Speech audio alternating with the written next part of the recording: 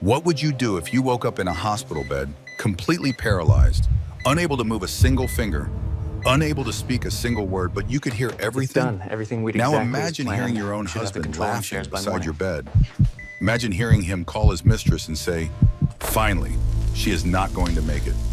Imagine hearing them plan your funeral while your heart is still beating, while your mind is screaming, while tears are falling inside but your face cannot move. This is not a nightmare. This is not a movie. This is what happened to Carolyn Mitchell for 31 days. They wore black to her bedside, not to mourn her. Stop right there, Vanessa. To celebrate. Get away from that bed. They measured her jewelry. They Move along, discussed you're her under life arrest. insurance. They counted down the days finally until they got could what pull they the plug. deserved. But they made one fatal mistake. They forgot that some women do not die quietly. Some women rise. Some women come back with fire in their eyes and revenge in their hearts. What they did not know was that the helpless housewife they were mocking was actually a billionaire. She owned the company where her husband worked. She owned everything, and she heard every single word. This is the story of a woman who was buried alive by the people she loved, and how she clawed her way back from the grave to destroy them all.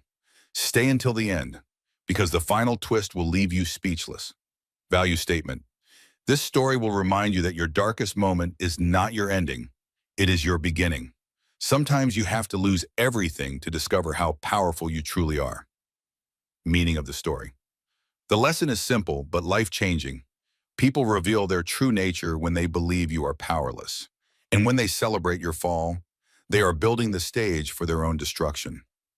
Never underestimate a woman who has nothing left to lose. She is not broken. She is becoming unbreakable. The day I died was the happiest day of my husband's life. I know that sounds dramatic. I know it sounds like something out of a movie, the kind of opening line designed to hook you in and make you keep listening.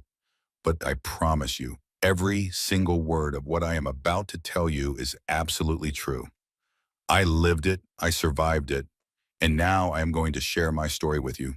Because somewhere out there, someone is going through exactly what I went through. Someone is lying awake at night wondering if they are crazy. Someone is questioning their own reality because the person who is supposed to love them keeps telling them they are the problem. Someone needs to hear this story and know that they are not alone. My name is Caroline Mitchell. My friends used to call me Carrie, back when I still had friends. Back before my husband slowly, carefully, deliberately cut every single one of them out of my life like a surgeon removing healthy tissue. I was 38 years old when my body finally gave up on me. 38 years old, married for 10 years, and I had been running on empty for so long that I forgot what full felt like. I forgot what it was like to sleep through the night. I forgot what it was like to eat a meal without someone criticizing every bite. I forgot what it was like to look in the mirror and see something other than exhaustion staring back at me. That morning started like every other morning of the past decade. My alarm went off at 4:45 in the morning. Not 5, not 5:30, 4:45, because Derek needed his breakfast on the table by 6:15, and God forbid I was even 5 minutes late. The house was dark and silent when I slipped out of bed. Derek was still sleeping peacefully beside me, his breathing deep and even, completely unaware that I was already moving through the darkness like a ghost in my own home. I did not turn on the lights. I had learned to navigate our 5,000 square foot house in complete darkness because Derek was a light sleeper, and if I woke him up before his alarm went off, there would be consequences. Not physical consequences. Derek never hit me. He was too smart for that. But the silence that would follow, the cold shoulder that could last for days, the little comments about how inconsiderate I was, how I only ever thought about myself, how maybe if I tried a little harder, I would not be such a disappointment. Those consequences were worse than any bruise. I made my way down the stairs, counting each step in my head. 14 steps from our bedroom to the landing, 8 steps from the landing to the foyer, 32 steps from the foyer to the kitchen. I had counted them so many times that I could walk the route with my eyes closed. And some mornings, when the exhaustion was so heavy that I could barely keep my eyes open, that is exactly what I did. The kitchen was my domain and it was also my prison. I spent more hours in that kitchen than anywhere else in the house, cooking meals that were never quite good enough, cleaning surfaces that were never quite clean enough, preparing snacks and lunches and dinners So that Derek would pick mean. at and criticize before pushing away. But I kept trying. I kept believing that if I just worked a little harder, tried a little more, he would We're finally over see a how much I dollar loved short him. in these He would finally appreciate everything I meals, did. and I'm That like, morning, I was making I'm his getting favorite in on breakfast. this. Steel-cut oatmeal with fresh berries, 2 eggs over medium with the yolks still runny but not too runny, whole wheat toast with exactly 1 tablespoon of butter, and fresh squeezed orange juice. I had made this exact breakfast What hundreds of did y'all times. have for I could make Christmas it in my dinner? sleep. And honestly, What some was the mornings I think I main did. course? I was standing at the stove, stirring the oatmeal with one hand and checking my phone with the other, when the room started to spin. At first, I thought I was just dizzy from standing up too fast. I had been having dizzy spells for months, little moments where the world tilted sideways and I had to grab onto something to keep from falling. Dr. Chen had told me it was probably low blood pressure, that I needed to eat more and rest more and take better care of myself. But how was I supposed to rest when there was always something that needed to be done? How was I supposed to eat when the sound of my own chewing irritated Derek? The dizziness got worse. My vision started going white around the edges, like someone was slowly turning down the brightness on a television screen. I tried to set down the wooden spoon, but my fingers would not cooperate. It clattered against the pot and fell to the floor. I remember thinking that I needed to pick it up, that Derek would be angry if he saw a dirty spoon on his clean kitchen floor, that I needed to keep stirring the oatmeal or it would burn and he would complain. And then my legs stopped working. I hit the kitchen floor so hard that I cracked 2 of the Italian marble tiles that Derek had insisted on importing from Tuscany. I remember lying there, my cheek pressed against the cold stone, staring at the pattern of gray and white veins running through the marble. I remember thinking how strange it was that I had mopped this floor yesterday, that I could see a tiny smudge near the baseboard that I had missed, that Derek would notice it and add it to his list of my failures. I tried to get up. I told my arms to push, told my legs to move, told my body to obey me, but nothing happened. I was trapped inside myself, conscious but completely paralyzed. My chest was so tight that I could barely breathe. Each inhale felt like trying to suck air through a coffee stirrer. My heart was beating so fast and so hard that I could feel it pounding in my temples, in my throat, and my fingertips. I do not know how long I lay there. Minutes, maybe. It felt like hours. The oatmeal burned on the stove. The smell of scorched oats filled the kitchen, acrid and sharp. The smoke detector started beeping, that high-pitched shriek that always made Derek furious. And still I could not move. Derek found me at 6:30 when he finally came downstairs looking for his coffee. I heard his footsteps on the stairs, heard him pause in the doorway of the kitchen, heard him sigh with the kind of exasperation that had become the soundtrack of my life. "Carrie, what the hell happened in here?" His voice was annoyed, not concerned. He was looking at the burned oatmeal, the dropped spoon, the smoke still hanging in the air. It took him several seconds to even notice me lying on the floor. And then he said something that I will never forget. "Oh, for God's sake," he muttered. "Not this again. Not this again." Like finding your wife unconscious on the kitchen floor was an inconvenience. Like I had done this on purpose just to ruin his morning. He walked over to me slowly in no particular hurry. He knelt down beside me and pressed 2 fingers against my neck, checking for a pulse. His fingers were cold. His touch was clinical, detached, like a doctor examining a patient he did not particularly care about.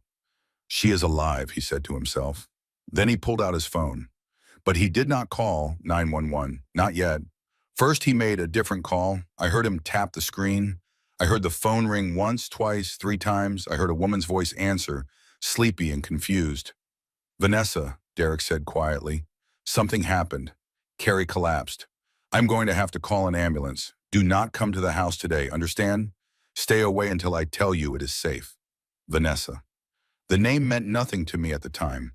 I had never heard it before. But I would come to know that name very well.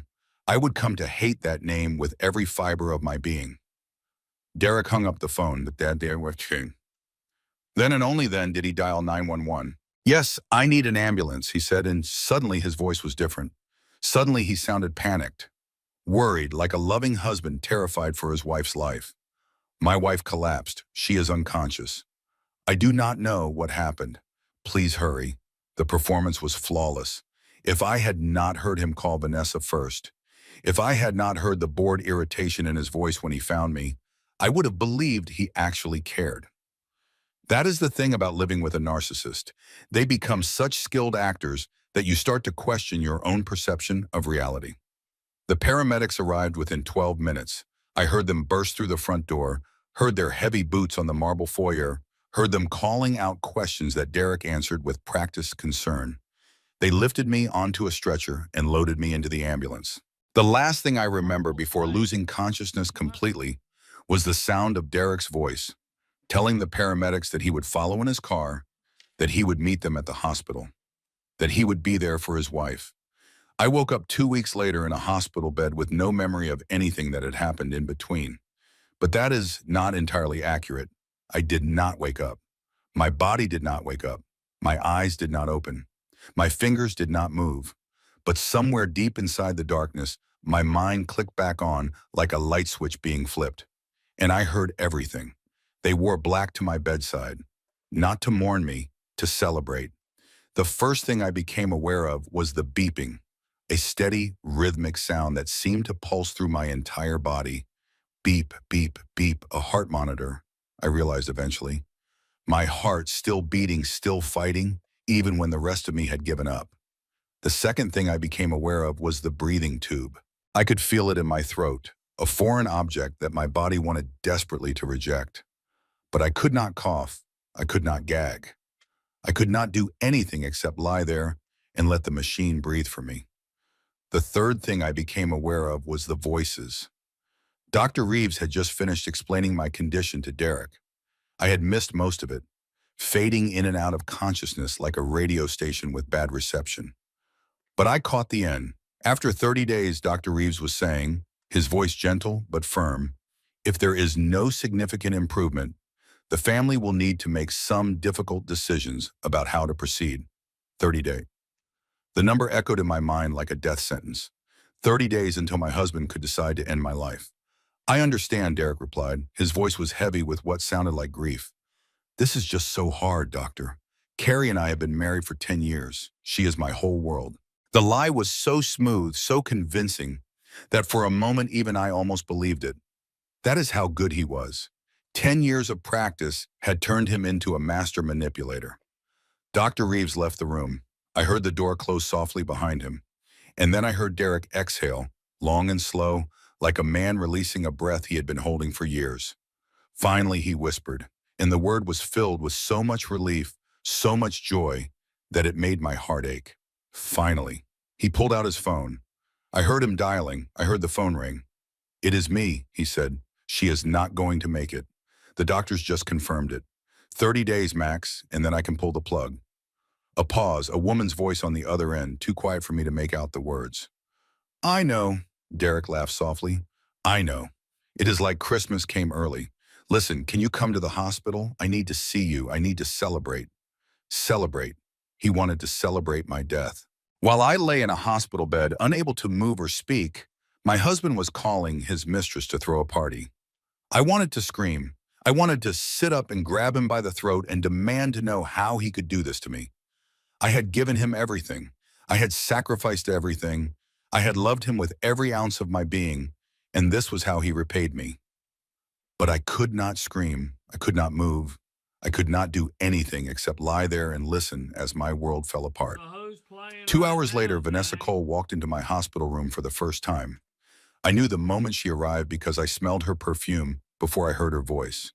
It was something expensive and floral, the kind of scent that lingered in the air long after the person wearing it had left the room.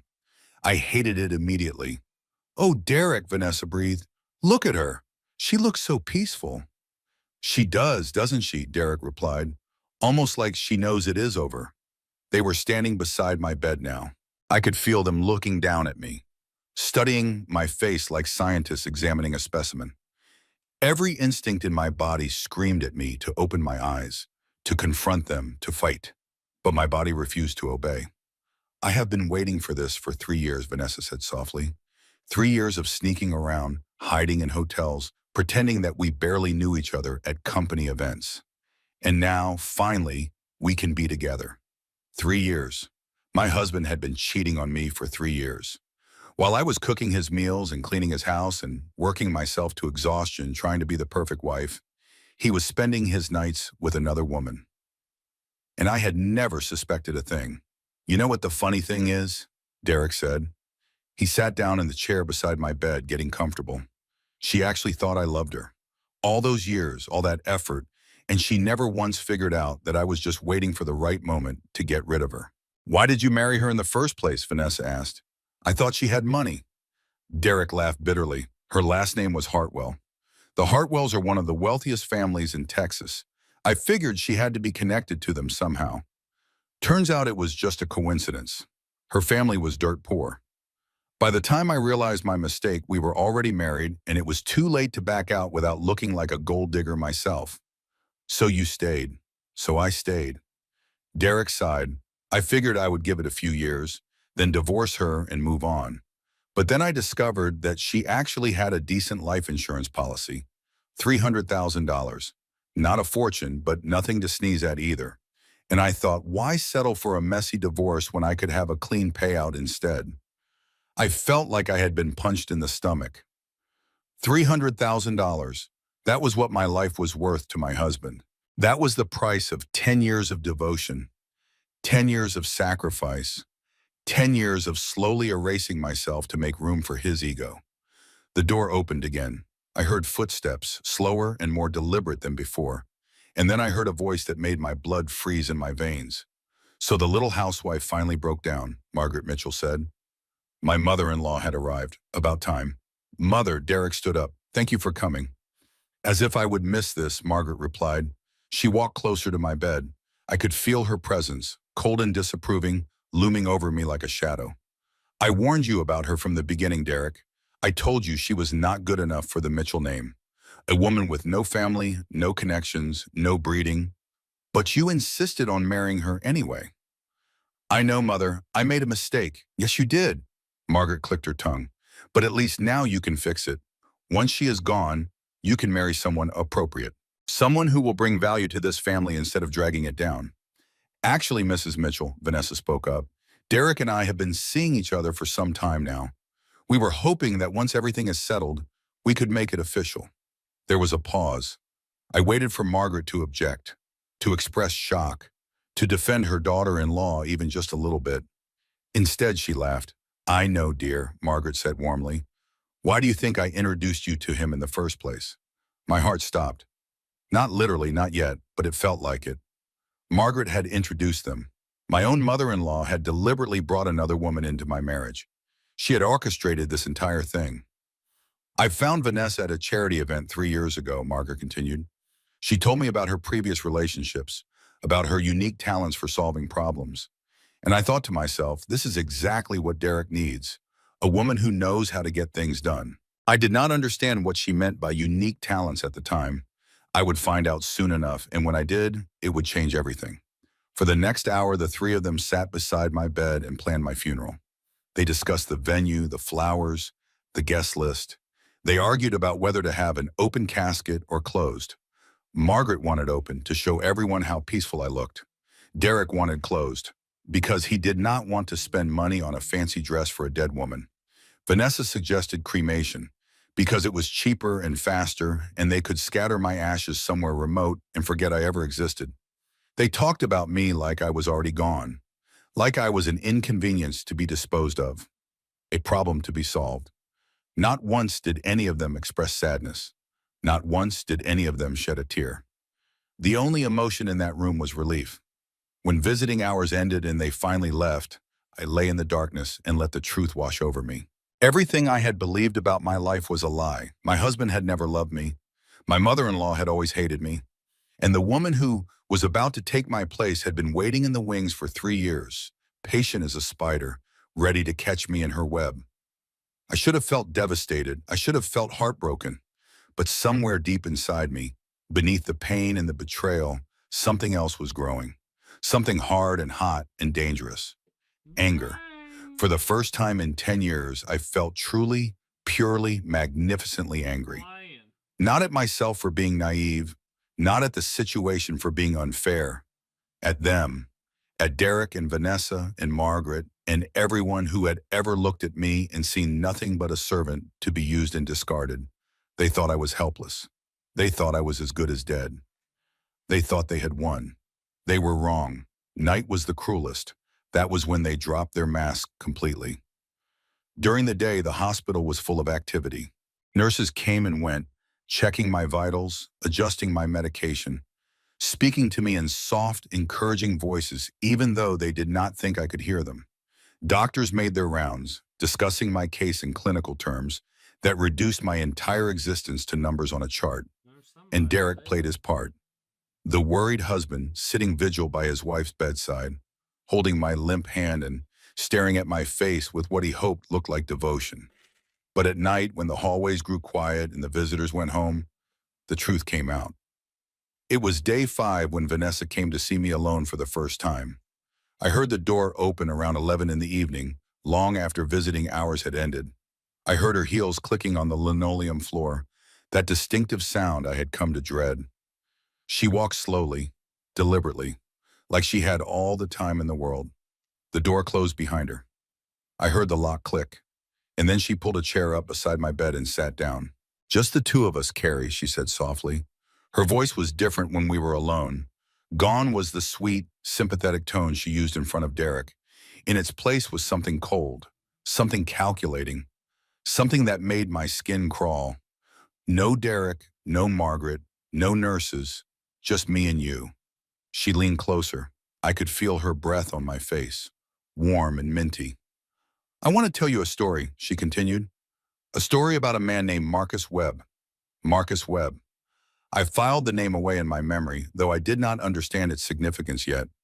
"Marcus was a sweet guy," Vanessa said. "Not too bright, but he had money and he was easy to manipulate. We dated for about 18 months. He was crazy about me. Could not believe his luck, that a woman like me would be interested in a man like him. He would have done anything I asked." She paused, letting the words hang in the air. "One day Marcus got sick. Nothing serious, just a minor procedure at the hospital. Routine stuff. But while he was there, something went wrong. A medication error, they called it. Someone gave him the wrong dose of something, and his heart just stopped. So tragic, so unexpected. My blood ran cold. She was confessing to murder. Right here, right now, to a woman she believed could not hear her. The best part?" Vanessa laughed softly. "I was the beneficiary on his life insurance policy. $200,000. Not a fortune, but enough to keep me comfortable while I looked for my next opportunity. And then I found Derek." She stood up and walked around my bed, trailing her fingers along the railing. "Derek was perfect," she continued. "Rich, or so I thought. Married, which meant a built-in alibi. And unhappy, which made him easy to seduce. Margaret found me at a charity event and practically handed him to me on a silver platter. All I had to do was wait for the right moment." She stopped at the head of my bed and looked down at me. "And here we are," she said. "The right moment. You lying here helpless. Derek, ready to sign whatever papers I put in front of him. And in a few weeks you will be gone, and I will be Mrs. Mitchell, the rich widow who married her true love." She reached down and adjusted my pillow. But she did not adjust it correctly. She shifted it just slightly, just enough to put pressure on my airway, to make my breathing a little bit harder. I felt my oxygen levels drop. Not enough to trigger the alarms, just enough to make me uncomfortable. "I learned from Marcus," Vanessa whispered. "Going too fast is messy. People ask questions. But if you are patient, if you let nature take its course, if you just create the right conditions, well, things happen. Patience fade. Nobody asks questions when a woman in a coma slips away peacefully." She patted my cheek gently. "Sweet dreams, Carrie. I will see you tomorrow. And the day after. And every day until you finally do what you should have done years ago and just give up." She walked to the door, unlocked it, and left. I heard her heels clicking down the hallway, growing fainter and fainter until they disappeared entirely. I lay there in the darkness, fighting for every breath, my mind racing. Vanessa was not just a mistress. She was a killer. She had murdered at least one man before, possibly more. And now she was planning to do the same to me. I tried to move. I concentrated every ounce of energy I had on moving just one finger, just one tiny muscle. If I could move, I could show the nurses I was awake. I could get help. I could stop this nightmare. Nothing happened. My body remained still, unresponsive, trapped.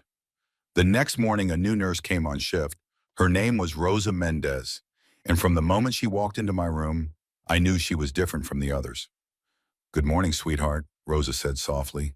Her voice was warm and musical, with just a hint of a Texas accent. "I know you probably cannot hear me, but I am going to talk to you anyway. Studies show that coma patients respond to familiar voices. And even if you cannot respond, maybe somewhere deep down, you know you are not alone." She moved around my room with practiced efficiency, checking machines, adjusting tubes, recording numbers. But unlike the other nurses who rushed through their duties as quickly as possible, Rosa took her time. She touched me gently, carefully, like I was a real person instead of just a body to be maintained. Then she noticed the pillow. Oh, She man. frowned slightly, studying its position. "That is strange," she murmured to herself. Yep. "I could have sworn I positioned this correctly yesterday." She adjusted the pillow, putting it back the way it was supposed to be. Immediately, my breathing became Yeah, this easier. is what I The do, tightness in my guys, when I'm chest off. loosened. I wanted to cry with relief. "There we go," Rosa When said. when "That is uh better, is it when not?" I'm offline. She checked my oxygen levels and frowned again. "Your numbers were Sitting better here yesterday," watching she said. TV. "Let me check the equipment. Make sure everything is working properly."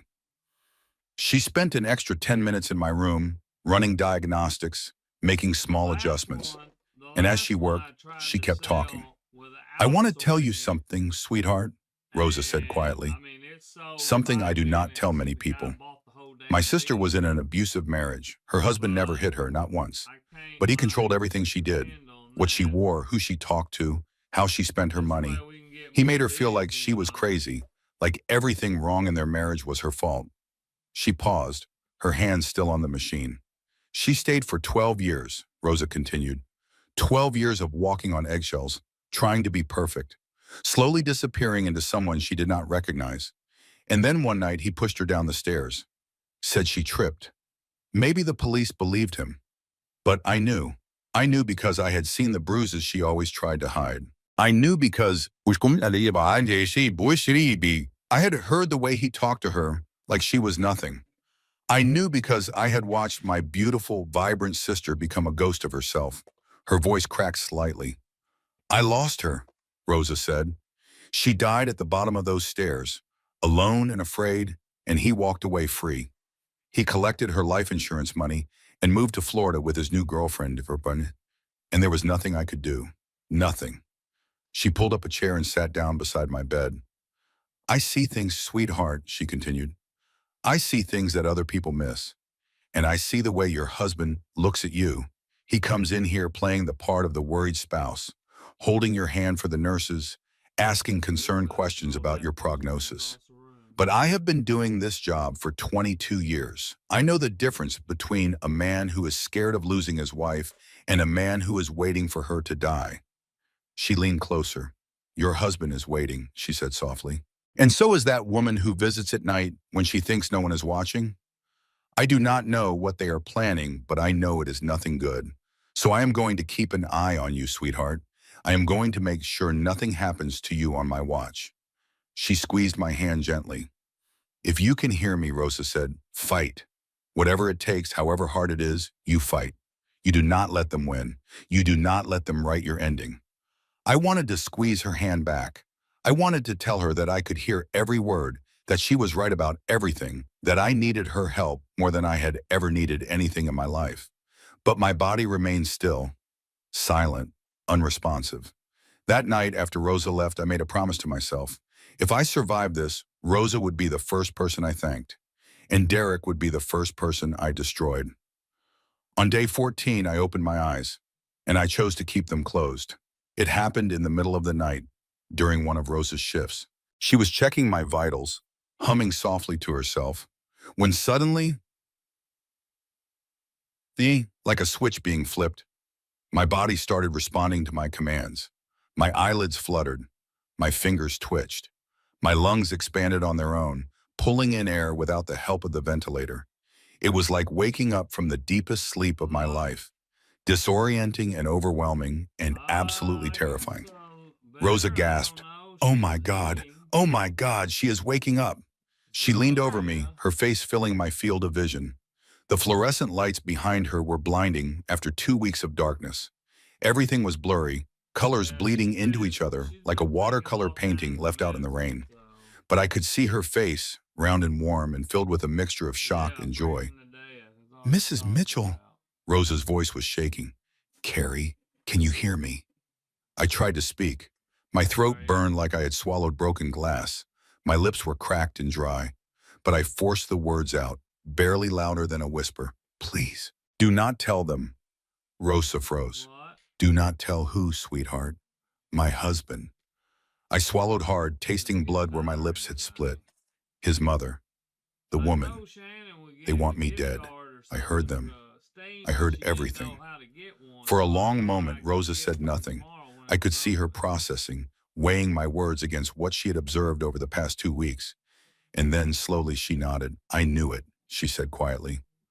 "I knew something was wrong. I knew that man was no good from the first time I saw him." "Okay, sweetheart. Okay. I will not tell anyone. But we need to get you Yeah. stronger. Can you move your Yeah, I hands? told her Can you feel I your told her I'd legs?" go I get one tried. because My she right couldn't hand get lifted about an tell inch she off the couldn't mattress she didn't before know what falling drug back she was down. looking at, My legs tingled like they were and full of static I electricity, told her but I I'd could get not it make them move. tomorrow. "That is good," Rosa said.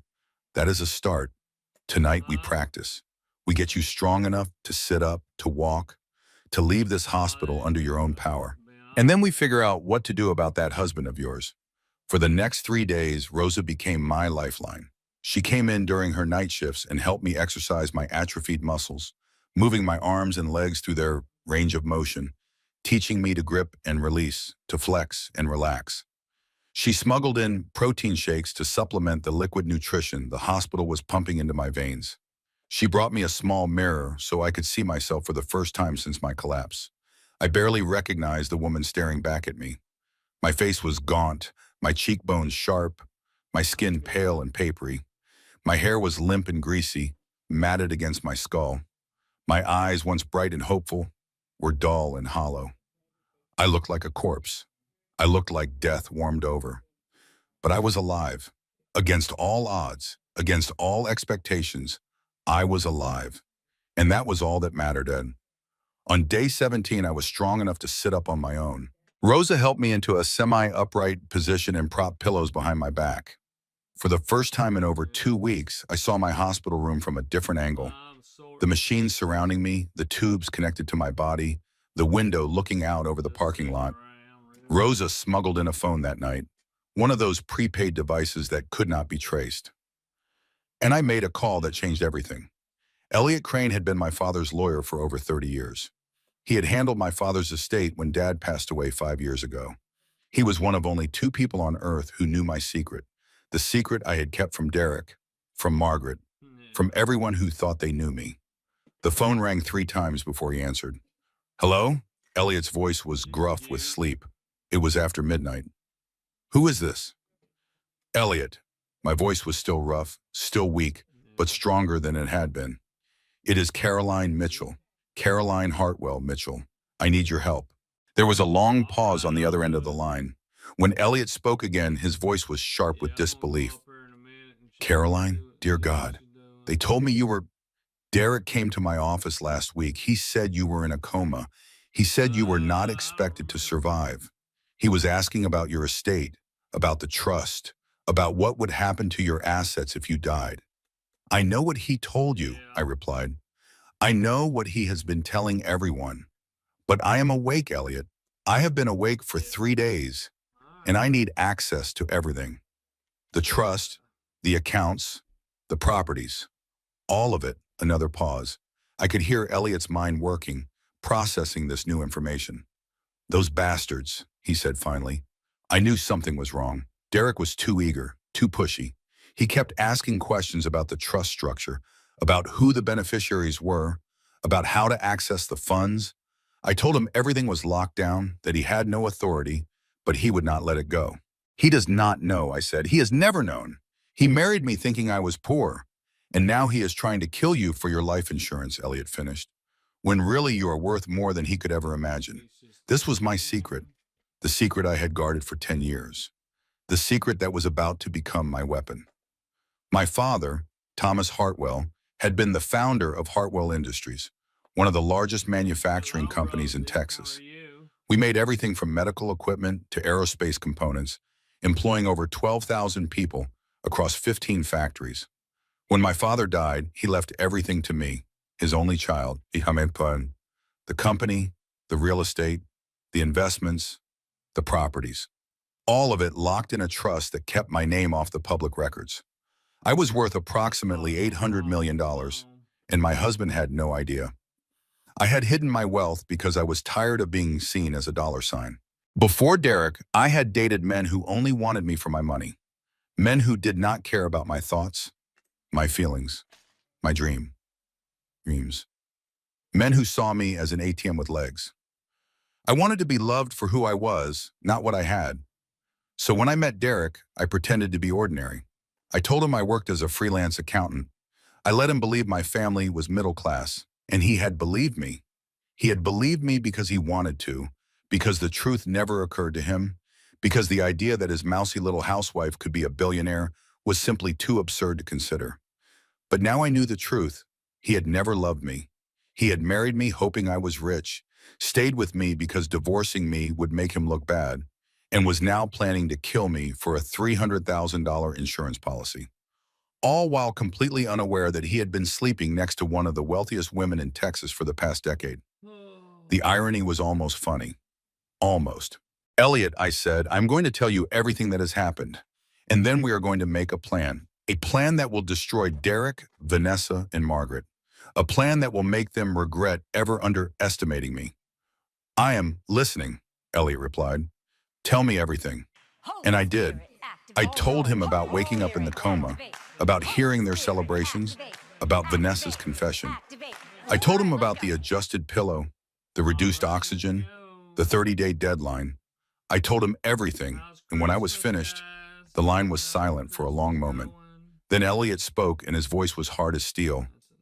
They are going to burn, he said, every single one of them. I am going to make sure of it. I had 12 days to plan my resurrection and their destruction. Rosa continued to help me regain my strength while Elliot worked behind the scenes to prepare my legal counterattack. We communicated through the prepaid phone, keeping our conversations brief and coded in case anyone was monitoring. Every night, Rosa would help me exercise, and every night, I got a little bit stronger. During the day, I pretended to be comatose. It was harder than I expected. Lying perfectly still while Derek sat beside my bed and complained about how inconvenient my illness was. Not reacting when Vanessa leaned close and whispered threats in my ear. Keeping my breathing slow and even when Margaret inspected my jewelry and declared it worthless trash. But I did it. I lay there like a corpse while they made their plans, and I listened to everything. On day 20, something unexpected happened. I heard the door open and unfamiliar footsteps enter my room. Not Derek's confident stride, not Vanessa's clicking heels, not Margaret's deliberate shuffle. Someone new. Mrs. Mitchell, a woman's voice said, I do not suppose you can tell me what really happened to Marcus Webb. My heart nearly stopped. I had heard that name before. Vanessa had mentioned him during her late-night confession. Marcus Webb, her previous victim, and now someone was investigating his death. The woman walked closer to my bed. I kept my eyes closed, kept my breathing steady, but I listened with every fiber of my being. My name is Amanda Price, the woman continued. I am a detective with the Houston Police Department. 2 years ago, a man named Marcus Webb died in this very hospital from what was ruled a medication error. His girlfriend at the time was a woman named Vanessa Cole, the same Vanessa Cole who is now dating your husband and visiting you every single day. She pulled up a chair and sat down beside my bed. I have been a detective for 20 years, Amanda said quietly. I have seen a lot of cases, closed a lot of cases, moved on from a lot of cases. But Marcus Webb has stuck with me. Something about his death never felt right. The timing was too convenient. The girlfriend was too calm. And there were things in his medical records that did not add up. She paused. I could never prove anything, she continued. Vanessa Cole was careful, smart. She knew exactly how to play the grieving girlfriend. She cried at all the right moments, said all the right things. And by the time I started asking hard questions, she had already collected his insurance money and disappeared.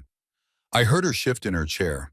When I heard that she had resurfaced here in this hospital, visiting another woman in a coma, I knew I had to come see for myself. And what I found, well, let us just say my instincts are screaming. She leaned closer. I do not know if you can hear me, Mrs. Mitchell, but if you can, I want you to know that I am watching. I am watching Vanessa Cole, and I am watching your husband, and I am watching everyone who comes in and out of this room. Because something is not right here, and I am going to find out what. She stood up and walked to the door, but before she left, she placed something on my nightstand. My card, she said, just in case someone finds it, just in case someone can reach me. The door closed behind her. I lay there in the darkness, my mind racing. Detective Amanda Price was investigating Vanessa. She suspected what was happening. If I could find a way to reach her, to give her the evidence she needed, I could bring Vanessa down for murder. But I had to be careful. If Derek or Vanessa found out that the police were sniffing around, they might accelerate their plans. They might decide to finish me off before I could talk. That night, I told Rosa about the detective's visit. She left her card, I whispered, on the nightstand.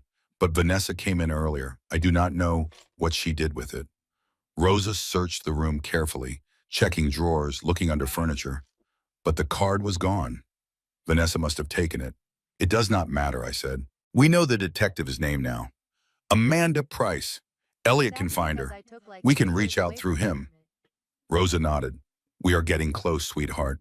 Just a few more days. A few more days, and you will be strong enough to walk out of here on your own 2 feet. I smiled, or tried to. My facial muscles were still weak, still learning how to work again. But the emotion behind the smile was real.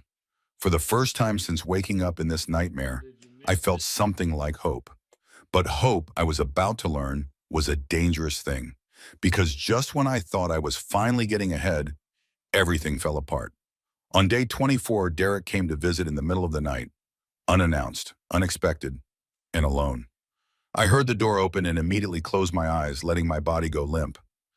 I had gotten good at faking unconsciousness. I knew exactly how to position my limbs, how to regulate my breathing, how to keep my face slack and expressionless. Derek walked slowly around my room. I heard drawers opening and closing. I heard him moving things, searching for something.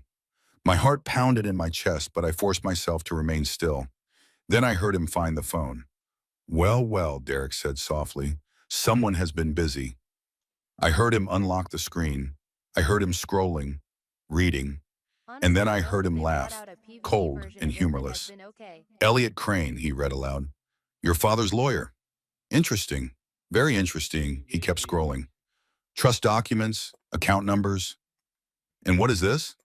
He paused. You own Hartwell Industries? You have got to be kidding me. You own the entire company, $800 million, and you never told me? He walked over to my bed and stood there, looking down at me. I could feel his gaze on my face, burning with a mixture of rage and disbelief. You lying bitch, he whispered. You let me think you were poor. You let me work myself to the bone at that company, taking orders from people who were beneath me, when you owned the whole damn thing. You could have made me CEO. You could have given me everything. And instead you played housewife and watched me struggle. He leaned closer. I heard you, you know, he continued. Vanessa told me you were just a vegetable. But I have been watching the monitors. Your brain activity spikes sometimes. When we talk, when Vanessa talks, you are in there, are you not, Carrie? You are listening to everything. I did not move. I did not breathe. I lay there like a stone, praying he would believe the act. It does not matter, Derek said finally. Now I know the truth, and I am going to make sure that when you die, everything you own becomes mine. He took the phone and left. All my recordings, all my evidence, all my carefully laid plans, gone in an instant. I lay there in the darkness, fighting back tears. I had been so close to escaping, to exposing them, to winning. And now I was right back where I started. Worse than where I started, because now Derek knew about the money, and that made him more dangerous than ever. Right, I'll be right back, They say guys. God laughs at plans. That day, the Yeah, I devil just laughed ain't never too. heard you talk The about next morning, everything changed. Derek My arrived at the son hospital plays that early, game. dressed in his best My suit, oldest boy. looking every inch the concerned husband. But there was something different about him now. A gleam in his eye, a smugness in his smile.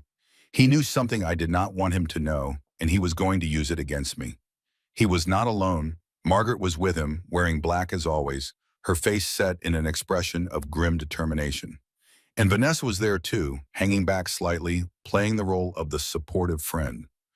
Dr. Reeves, Derek said smoothly, we need to talk about my wife's care.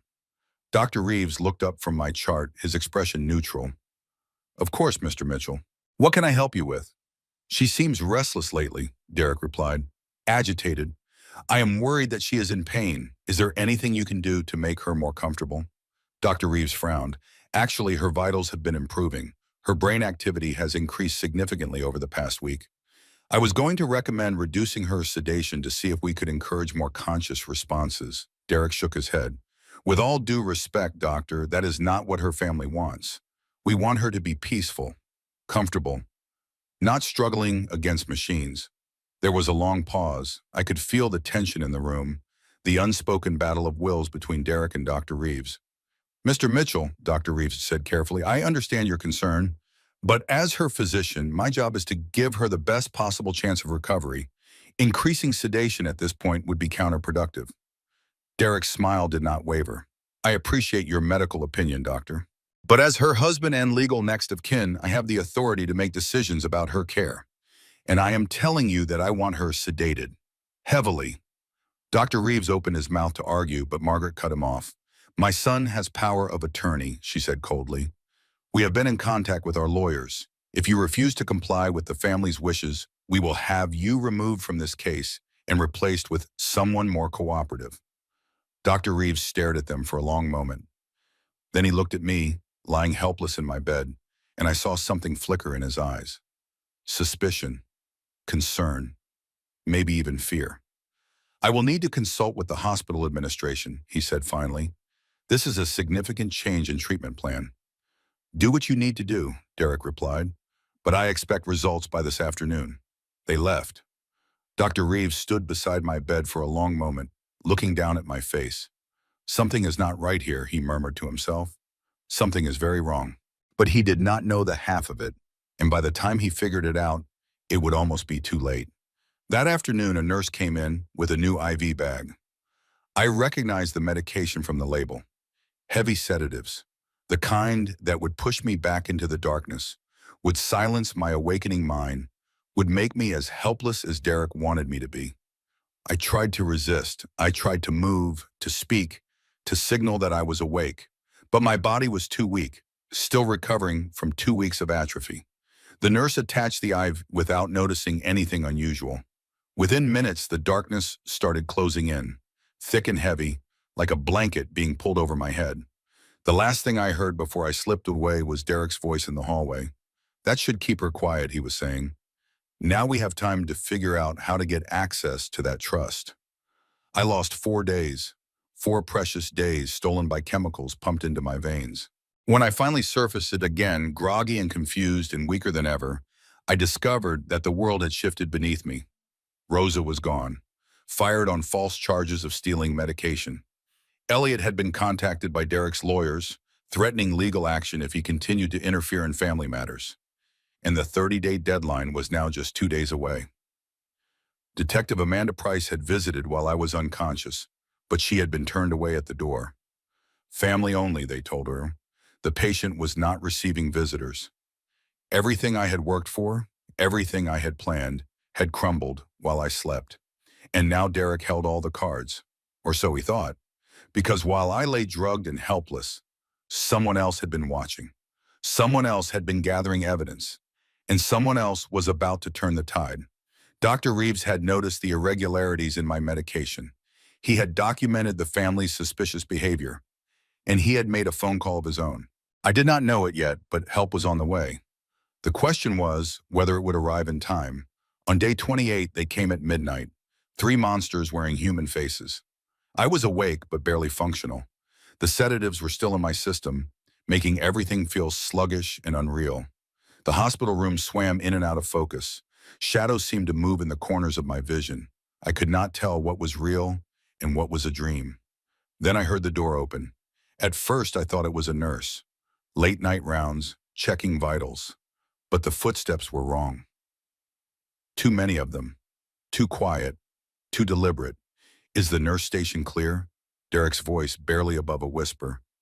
I handled it. Margaret, a small donation to the night supervisor. She will be taking a very long break. Good. And that was Vanessa. This needs to look natural. I forced my eyes open a crack. The room was dark, lit only by the glow of the monitors beside my bed. I could see 3 figures standing near the door. Derek, Margaret, Vanessa, and Vanessa was holding a syringe. Same medication as Marcus, she said softly. A little potassium chloride goes a long way. Stops the heart. Looks like natural cardiac arrest. By the time anyone figures it out, if they ever do, we will be long gone with her money. My heart hammered in my chest. This was it. They were going to kill me, right here, right now, in this hospital bed. Are you sure this will work? Derek asked. He sounded nervous. Vanessa laughed quietly. I have done this before, remember? Trust me, I know exactly how much to use, exactly where to inject it. It will look like her body just gave out. Tragic, but not surprising. She walked toward my bed. I could see the syringe glinting in the light from the monitors. My mind screamed at my body to move, to fight, to do something. But the sedatives held me prisoner. Goodbye, Carrie, Vanessa whispered. Say hello to Marcus for me. She reached for my IV line, and then the door burst open. What exactly is going on here? Dr. Reeves stood in the doorway, his face illuminated by the light from the hallway. Behind him, I could see 2 security guards. Vanessa froze. She quickly hid the syringe behind her back, but not quickly enough. Dr. Reeves had seen it. Doctor, Derek said, his voice smooth as silk. We were just checking on Carrie. She seemed restless. At midnight, Dr. Reeves stepped into the room. With a syringe? Comfort care, Vanessa said quickly. Family authorized pain medication. Dr. Reeves shook his head. I did not authorize any additional medication, and I certainly did not authorize visitors at this hour. You need to leave, now. Derek stepped forward, his posture aggressive. Listen, doctor, I have power of attorney. I have the right to make decisions about my wife's care. You have the right to consult on her care, Dr. Reeves corrected.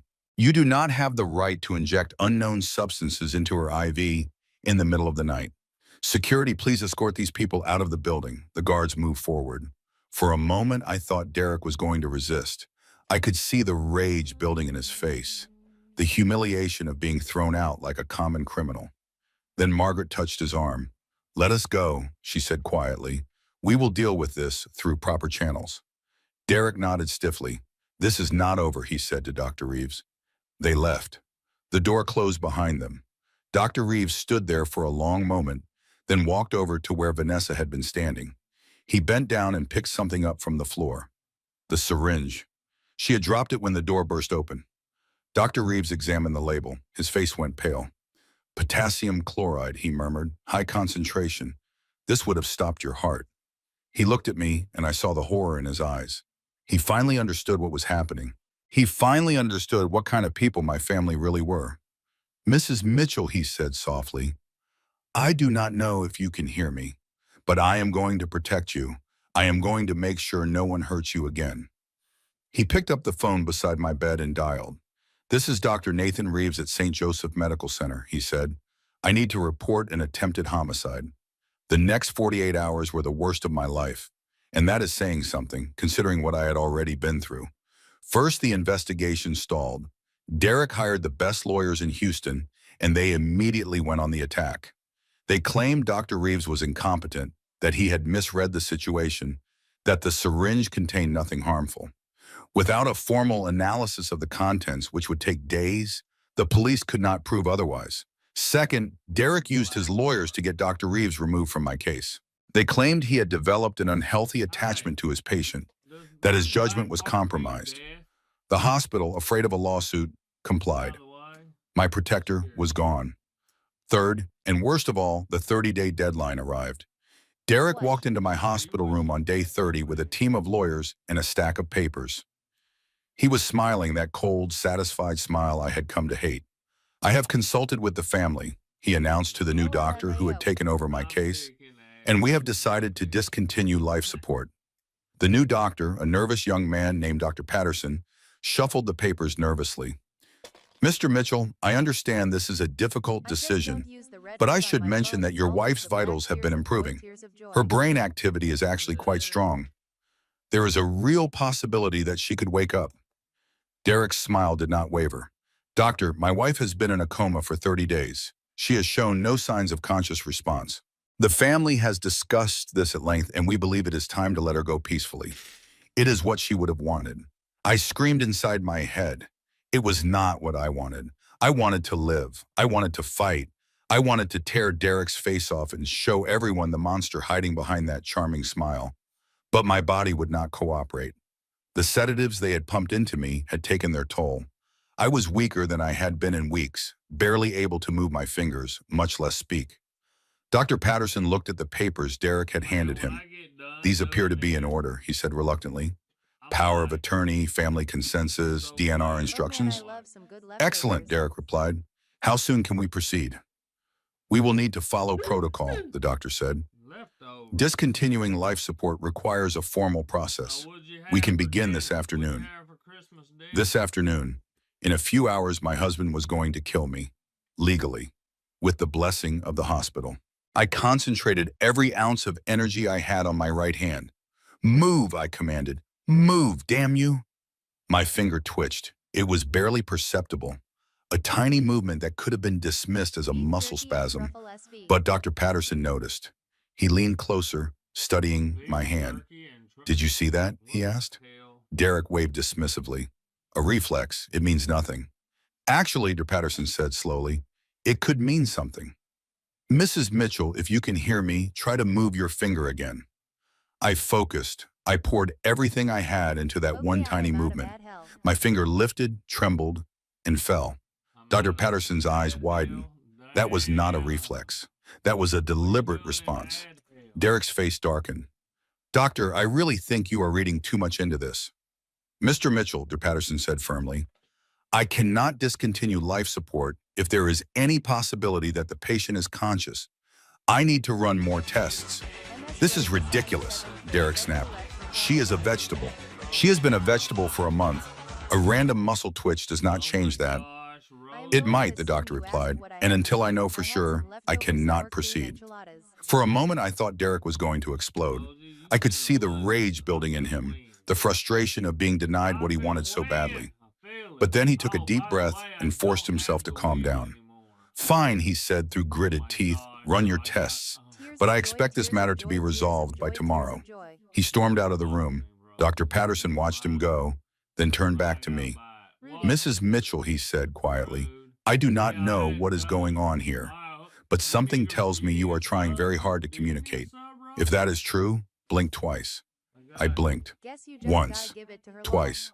Dr. Patterson let out a long breath. Okay, we need to get you help. Real help. He pulled out his phone and made a call, and within the hour, everything changed. On day 31, I rose from the dead, Dr. Patterson had called in a neurologist who ran a battery of tests and confirmed what I had been trying to tell everyone for weeks. I was conscious. I was aware. I was trapped inside my body, but I was very much alive. The news spread quickly. Dr. Reeves, who had been hovering on the edges of the hospital despite his removal from my case, rushed back to my room. Rosa, who had been staying at a hotel nearby waiting for news, came running. And Elliot Crane, who had been working behind the scenes to prepare for this moment, arrived with a team of lawyers. Derek was not so quick to return. When he finally showed up, he was accompanied by his own lawyers, his mother, and Vanessa. They walked into my room expecting to find a vegetable. Instead, they found me sitting up in bed, weak but alert, surrounded by people who knew exactly what they had done. Hello, husband, I said. My voice was rough, barely louder than a whisper, but strong enough. Did you miss me? The look on Derek's face was something I will treasure for the rest of my life. His jaw dropped, his face went pale, His carefully constructed mask of concern crumbled, revealing the panicked animal beneath. "That is impossible," he stammered. "You were in a coma. The doctor said you would never wake up." The doctors were wrong. I smiled, or tried to. I heard everything, Derek. Every single word, every celebration, every plan, every threat. Derek turned to his lawyers. "This changes nothing. She is clearly confused. The medication has affected her brain. We should proceed with the original plan." Actually, Elliot Crane stepped forward. "It changes everything. Your power of attorney was granted under false pretenses. My client was not in a persistent vegetative state. She was being deliberately sedated to prevent her from advocating for herself. I have medical records, witness testimony, and a very angry judge who has already signed an emergency order revoking your authority." Derek's lawyer whispered something in his ear. Derek shook his head angrily. "This is absurd," he said. "I am her husband. I have rights." "You have the right to remain silent," a new voice said from the doorway. Detective Amanda Price stepped into the room, followed by two uniformed officers. "Derek Mitchell, you are under arrest for attempted murder, conspiracy to commit murder, and fraud." "Attempted murder?" Derek laughed, but it was a hollow sound. "I never tried to kill anyone. I love my wife." "Really?" Detective Price pulled out a plastic evidence bag containing the syringe Vanessa had dropped. "Because we found potassium chloride in this syringe, the same medication that killed Marcus Webb 2 years ago.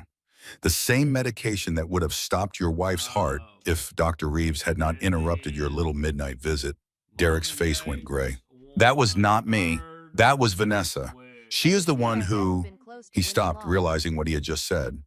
Vanessa, standing behind him, went very still. "What did you just say?" she asked, her voice dangerously quiet. Derek backpedaled. "I meant that I did not know what was in the syringe. I thought it was." "You thought it was what exactly?" Detective Price asked. "Pain medication? Sedatives? Please, tell me what you thought your mistress was injecting into your wife's IV in the middle of the night." Derek opened his mouth, but no words came out. For the first time in our entire marriage, I saw him truly speechless. "That is what I thought," Detective Price said. "Officers, please take Mr. Mitchell into custody. Ms. Cole, you are also under arrest. Mrs. Mitchell, Sr., we have questions for you as well." Margaret tried to protest, tried to claim she knew nothing about any of this, but her objections fell on deaf ears. Within minutes, all three of them were in handcuffs, being led out of my hospital room like the criminals they were. I watched them go, my heart pounding in my chest. It was over. After 31 days of terror, it was finally over. But there was one more thing I needed to do. One more truth I needed to reveal. "Derek," I called out. He stopped at the door, turning to look at me. His face was a mask of hatred and disbelief. "There is something you should know," I continued. "Something I probably should have told you years ago. I do not want to hear anything you have to say," he spat. "Too bad." I took a deep breath. "You married me thinking I was poor. You stayed with me thinking I was worthless. You tried to kill me for a $300,000 insurance policy. So what? So this." I looked him straight in the eye. "I own Hartwell Industries. I am worth approximately $800 million. Every paycheck you have collected for the past 10 years has come from a company that I own. The office where you worked, the building you parked your car in, the water cooler you gossiped around, all of it belonged to me.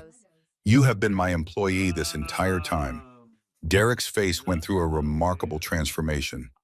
Confusion, disbelief, horror, and finally a dawning realization of just how badly he had miscalculated.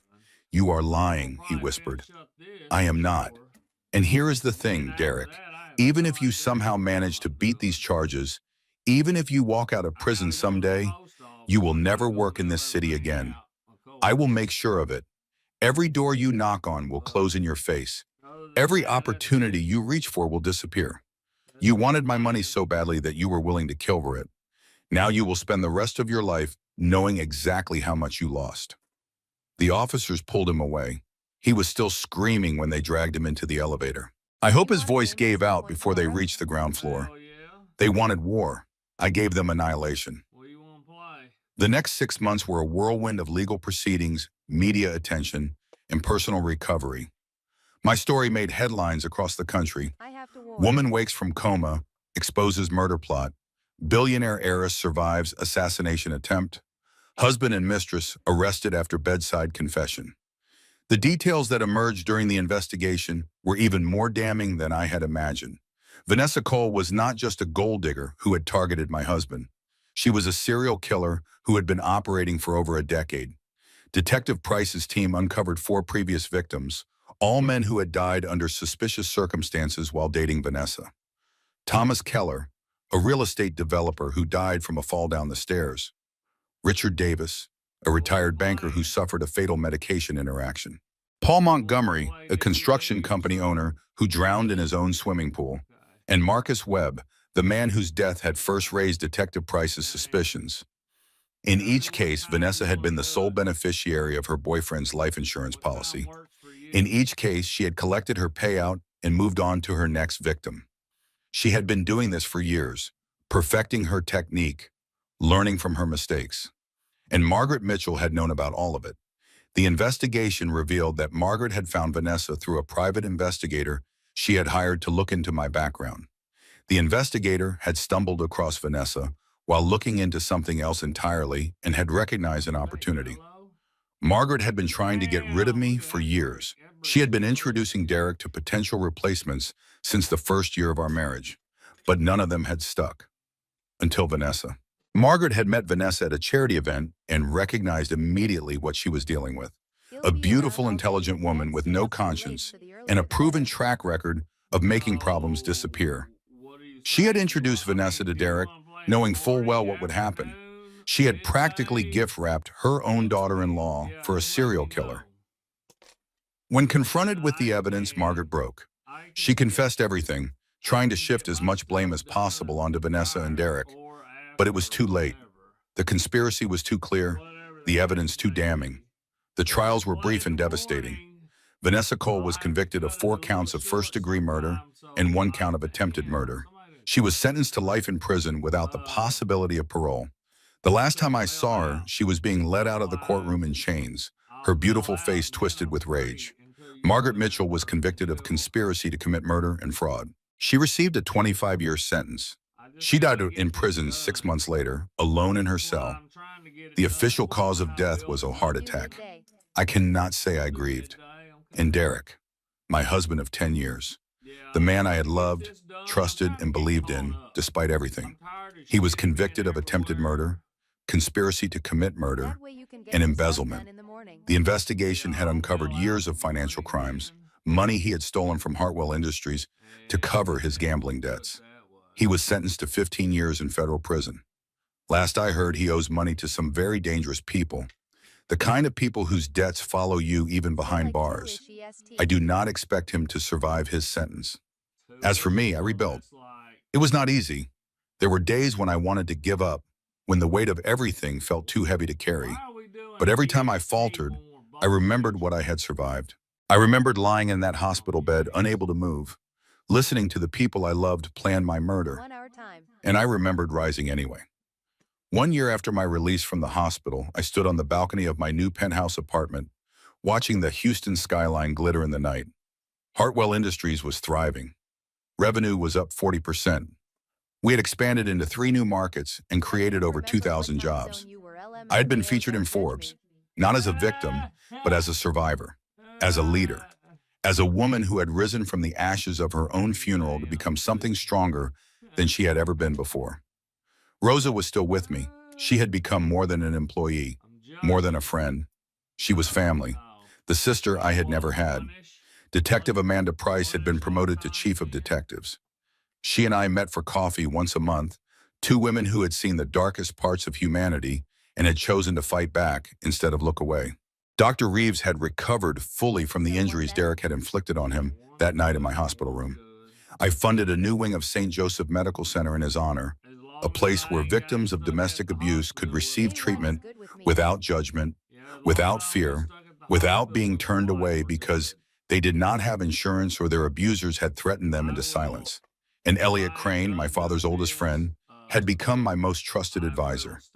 He helped me restructure my business, protected me from the legal fallout of my husband's crimes, and never once made me feel weak for needing help. Okay, just One let me afternoon, go. about 18 months after everything ended, I visited my father's grave. It was a quiet cemetery on the I outskirts hope of everything Houston, is okay with shaded you. by old oak trees and bordered by a small pond where ducks swam in lazy circles. I knelt beside his headstone and placed a bouquet of white roses on the grass. "You always said I was stronger than I knew, Dad," I said softly. "You always said I would find my way, even when I could not see the path. I did not believe you when you were alive. I thought I was weak. I thought I needed someone else to complete me." I traced my fingers over his name, carved in granite. "But you were right," I continued. "I found my strength. It just took dying to figure it out." I stayed there for a long time, talking to him, telling him everything that had happened. About Derek's betrayal, about Vanessa's confession, about Margaret's scheming, about lying in that hospital bed, listening to them celebrate my death, feeling more alone than I had ever felt in my life. And then I told him about rising, about refusing to give up, about finding allies in unexpected places and fighting back when everyone expected me to fade away. "They thought they had won," I said. "They thought they had finally gotten rid of me. But they underestimated me, Dad, just like everyone always does." I stood up and brushed the grass off my knees. The sun was setting, painting the sky in shades of orange and pink. A cool breeze rustled the leaves of the oak trees, carrying the scent of autumn. "I am not angry anymore," I said quietly. "I was for a long time. I hated them with everything I had. But hate is exhausting. Hate takes up space in your heart that could be filled with better things. So I let it go. I let them go. And I moved on. I took one last look at my father's headstone, then turned and walked back toward my car. There was someone waiting for me there, a man I had met 3 months earlier at a charity event, who had seen me not as a victim, not as a billionaire, not as a headline, but simply as a woman worth knowing. His name was James Carter. He was a pediatric surgeon at Texas Children's Hospital, a man who spent his days saving young lives and his evenings asking about mine. He had no interest in my money. He had made that clear from the beginning. He just wanted to know me, the real me. I did not know where our relationship would go. I did not know if I was ready to trust again, to love again, to open myself up to the possibility of being hurt again. But I was willing to try. I was willing to take a chance on something that scared me, because that is what survivors do. We keep going, we keep fighting, we keep believing that tomorrow can be better than today. People reveal their true nature when they believe you are powerless. And when they celebrate your fall, they prepare the stage for their own destruction. I was married to a monster for 10 years. I spent 31 days trapped in my own body, listening to people I loved wish me dead. And I rose.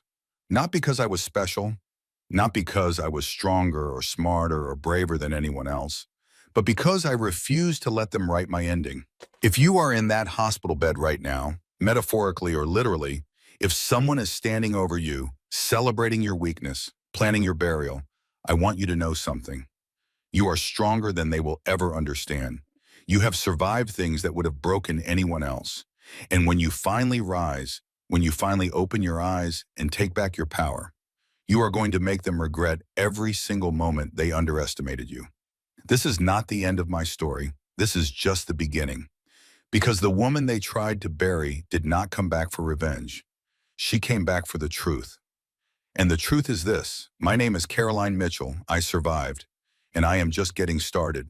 If you know someone who needs to hear this story today, someone who is going through a difficult time, someone who feels trapped or invisible or underestimated, please share this video with them. Your share might be the message they need to keep fighting. Drop a comment below and tell me where you are watching from. I read every single comment, and I love connecting with this amazing community. And if you have not already, hit that subscribe button and turn on notifications so you never miss another powerful story. New videos drop every week, and trust me, you do not want to miss what is coming next. You would love it. Now let us begin.